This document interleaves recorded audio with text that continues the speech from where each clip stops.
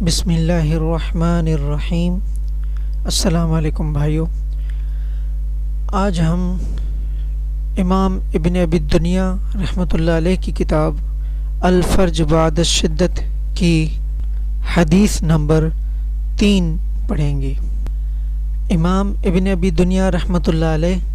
اپنی اس کتاب میں لکھتے ہیں کہ حدثنا ابو خیثمۃ، یعنی ہم سے حدیث بیان کی ابو خیثمہ رحمۃ اللہ علیہ نے، قال حدثنا یعقوب بن ابراہیم بن سعد، یعنی وہ کہتے ہیں کہ ہم سے حدیث بیان کی یعقوب بن ابراہیم بن سعد نے، قال حدثنا ابی عن صالح بن کیسان، یعنی وہ روایت کہتے ہیں کہ ہم سے حدیث بیان کی ان کے باپ نے، یعنی یعقوب سے حدیث بیان کی ان کے باپ ابراہیم نے صالح بن کیسان کی روایت سے، عن ابن شہاب، وہ ابن شہاب سے روایت کرتے ہیں، قال اخبرنی عطاء بن یزید الجندعی، یعنی وہ کہتے ہیں کہ مجھے خبر دی عطاء بن یزید جندعی نے، عن ابی سعید، کہ وہ روایت کرتے ہیں حضرت ابو سعید رضی اللہ تعالیٰ عنہ سے، اخبرہ عن رسول اللہ صلی اللہ علیہ وسلم،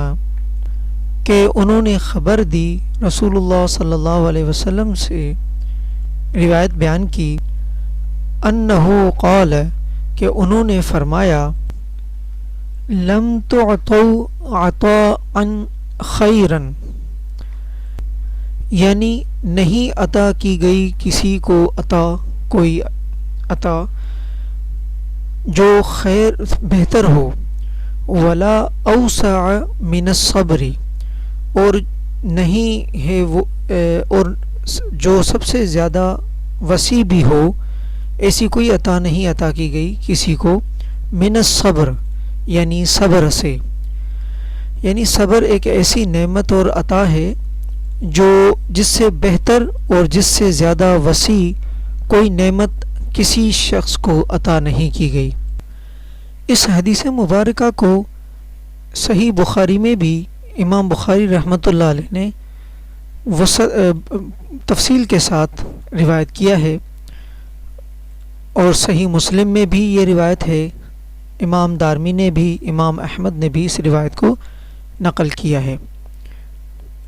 اسی طرح امام ترمذی، امام نسائی، امام ابن حبان اور موطا امام مالک میں بھی یہ روایت مذکور ہے، کیونکہ اللہ پاک نے قرآن مجید میں سورۃ الزمر کی آیت نمبر 10 میں ارشاد فرمایا، انما یوفی الصابرون اجرہم بغیر حساب، یعنی صبر کرنے والوں کا اجر بغیر حساب دیا جائے گا، بے گمان و حساب اجر صرف صبر والوں کو قرآن پاک میں فرمایا گیا ہے